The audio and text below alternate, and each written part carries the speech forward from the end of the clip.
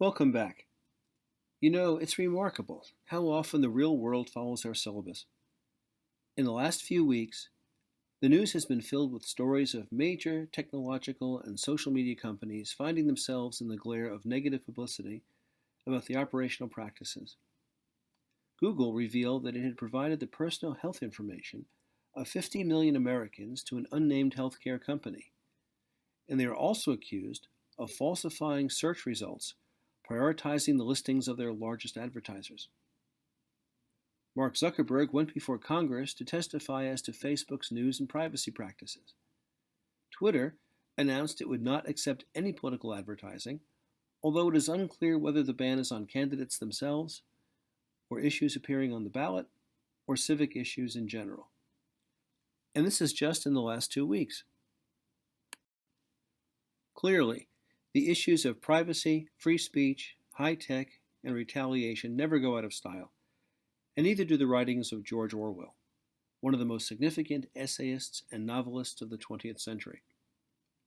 Whether you read Animal Farm or 1984 in high school, the events of the last several years have updated and accelerated the threats he so accurately forecast more than 70 years ago. George Orwell was a child of the British Empire. He was born in India, a British colony, in 1903. His father was in the British Foreign Service. Socially, his family was gentry, the British upper class, but economically they were middle class, and he had to go to work. In time, Orwell became a writer, an essayist, a teacher, and a journalist.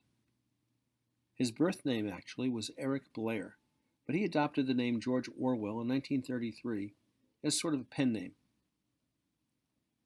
During the 1930s, Orwell went to Spain to report on their civil war. He was shot in the neck, and from then on endured a lifetime of medical complications and overall bad health. During World War II, he worked at the BBC, sending propaganda programs via radio to India. After the war, he resumed his career as a writer and journalist. Never regaining good health, he died of tuberculosis in 1950. In 1945, Orwell completed Animal Farm, an allegorical novel brutally satirizing the Bolshevik Revolution, which turned Russia into the Soviet Union. In the story, farm animals rebelled against the tyranny of the lazy and alcoholic farmer. After an initial period of harmony, sharing, and equality, one group of animals, the pigs, end up dominating and then terrorizing the weaker, more compliant farm animals. There is death, murder, and exile. Eventually, the pigs wind up replacing the human farmer as overlord, even dressing in his clothes, playing cards, drinking, and consorting with humans. The connection between the lie of equality under communism and the human reaction to having total political power is inescapable. 1984 was mostly written in 1948. The dates were reversed. 48 into 84, sufficiently deep into the future. Like Animal Farm, 1984 has been recognized as one of the most significant novels of the 20th century. Its references and vocabulary are embedded in modern culture and language. Movies, plays, television programs, even television commercials. Don't forget to check out the link on slide 7, and I will see you back on slide 8.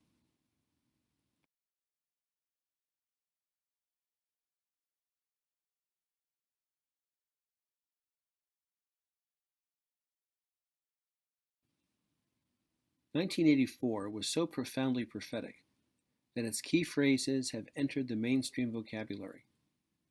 I did not find it remarkable that yesterday, Monday the 18th, I came across 3 of the words on this slide in the course of reading 3 separate articles about the tech, social media, and internet industry.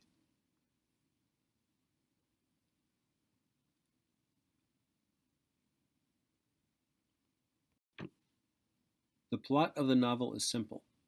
After a nuclear war, the world aligns into 3 antagonists. Our story takes place in London, the capital of the new alliance of states called Oceania, basically the old British Empire and North and South America. Society is a steep pyramid. The elite inner party controls the population through a combination of savage technological spying and authoritarian rule. But their true control comes from the utter debasement of language. This newspeak is a purified, simplified form of English that limits the range of thought by limiting the range of expression. Where people cannot express themselves and cannot think, they cannot be a threat to the state. When one can accept the sheer lie of contradictions, that war is peace, that freedom is slavery, that ignorance is strength, then the surrender of the people is complete. The height or depth of this farce occurs when Big Brother gives a speech attacking Eurasia. The crowd applauds. In the next sentence, he contradicts himself completely, says Oceania has always been at peace with Eurasia. To me, this was the most chilling sentence in the book. Truth and language have been murdered in open view. Even the administration of government is a lie. The names of the ministries are the opposite of what they actually do. The juxtaposition of phony care from the state and the threat of force is a hallmark of authoritarian states everywhere. There is little policy or political philosophy in these states. It is all about raw, naked power, the eternal human impulse to control others completely. That is why representative forms of government and freedom itself are so vulnerable and rare around the world today.